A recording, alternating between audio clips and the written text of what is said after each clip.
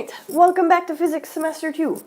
We're going to start out this semester with a short unit on momentum. It'll kind of refresh anything that we kind of need to carry from last semester over. And just a quick reminder of the guidelines for your expectations related to these videos. You should watch them completely at least once. I encourage more than once. Make sure you're taking detailed handwritten notes. Even if you're printing off the background of the slides, you still must have handwritten notes added to them, putting it in your own words, copying down maybe the additions I add through the video, things like that. I'll remind you again at the end, but you want to make sure you do the online form and then have all of this ready for proof in class the day it's due on your portfolio sheet. All right, so let's start talking about momentum. So momentum is referred to as mass in motion. All right, so you have to have a mass and it has to be moving in order for you to have momentum. If either one of those two things isn't happening, like if there is no mass, then obviously there's nothing to even move. Or if the mass is just sitting still, then there is no momentum. The mass must be in motion. All right, and then as momentum increases, the motion of the mass has to increase in some way. All right.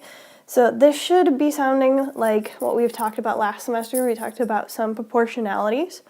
So this is momentum and mass, or momentum and the motion, do share a direct relationship. All right. So momentum and mass, if you increase the mass of the object, that'll increase the momentum. That's what directly related means. Same thing if you increase the velocity, which determines the motion. If you increase that velocity, then you'll also increase the momentum.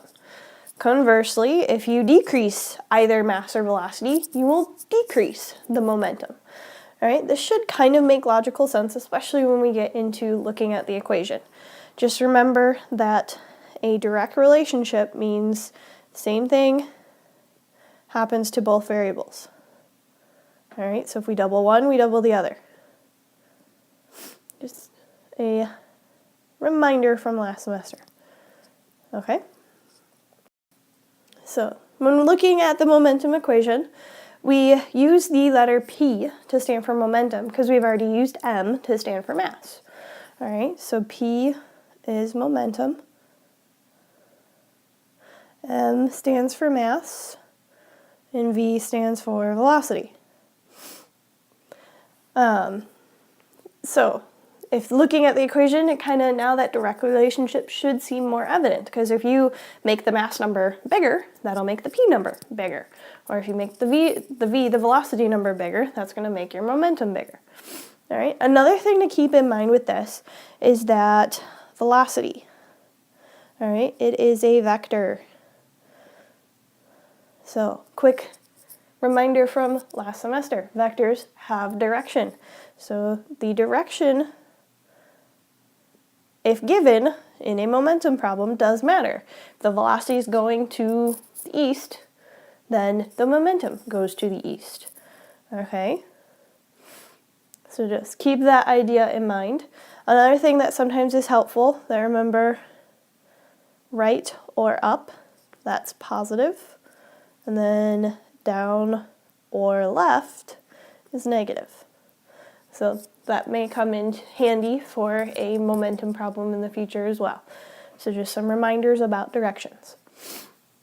Lastly, the units of our momentum, it is kilograms times meters per second. That comes from your equation. Because momentum is equal to mass times velocity, units for mass are always going to be kilograms. Units for velocity are going to be meters per second. So your units come directly from those variables. There is no short abbreviation for momentum. You actually have to write out the full kilogram times meter per second for the units of momentum. Okay? So let's try some problems. This is a fairly simple equation. This should be easy to pick up on, but just to help you refocus on LESU, our knowns, we have to figure out what these numbers are in our equation and if there's any other like hidden numbers that aren't actually listed. So we know that the car has a mass of 1,500 kilograms, so mass is 1,500. We know it's moving at 7 meters per second based on our units. That tells us that's our velocity. All right, in this case, no direction is given, so that doesn't matter. It's moving in one single direction anyway, so that we don't have to focus on that for this problem. And then the question is, what is the momentum? So we want to know what P is. So our equation that we're going to use, it's our new equation, P equals mv. S, the first S stands for substitute. We're going to take our numbers from the L part and plug them in where they belong. So P is equal to 1,500 kilograms times 7 meters per second. If we solve that, we take those two numbers and multiply them together, and you get 10,500.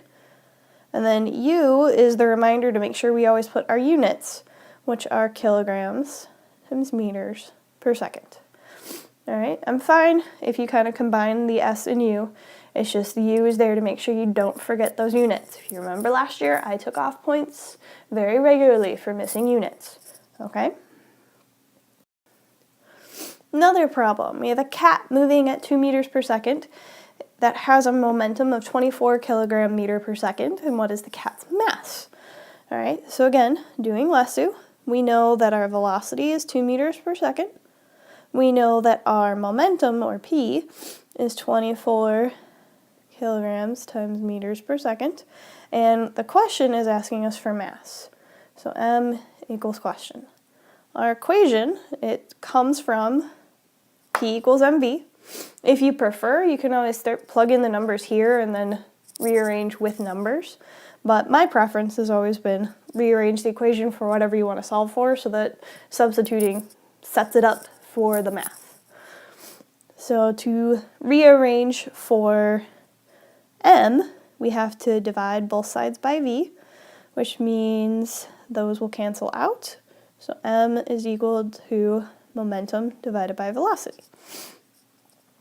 All right, if we substitute, we'll have our 24 kilogram meter per second of momentum divided by our velocity of 2 meters per second, and that'll give you 12.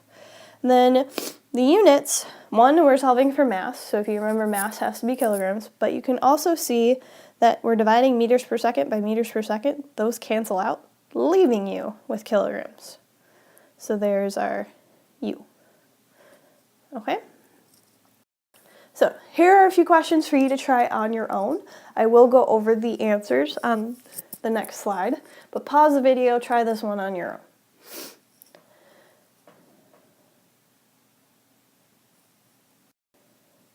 So now that you have tried them, hopefully your answers match mine. First question was a car has a momentum, so we don't know what the number is, but if the car doubles its velocity, what will happen to momentum? Because momentum and velocity have a direct relationship, the same thing happens to both. So if we double velocity, we double momentum. Okay? A bike's momentum suddenly halves, which means it's divided by 2. If no mass was lost, what must have happened? So this is saying that our mass is staying the same, but our velocity went down by half. So if mass stayed the same, that means velocity had to change in some way, and since it's a direct relationship, it changes in the same way that momentum changes. Your velocity must be halved. Okay? Then what is the momentum of a 32 kilogram object moving at 30 meters per second?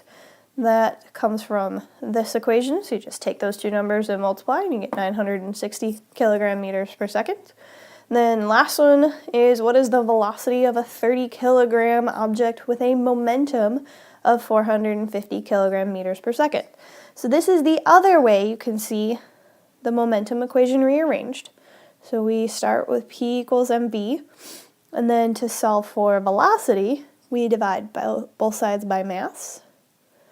On this side, the masses cancel out, so you have V is equal to your momentum divided by your mass, or 450 divided by 30, which gives you 15 meters per second. So make sure you do the online form and have notes ready for in class to get your stamp. See you then.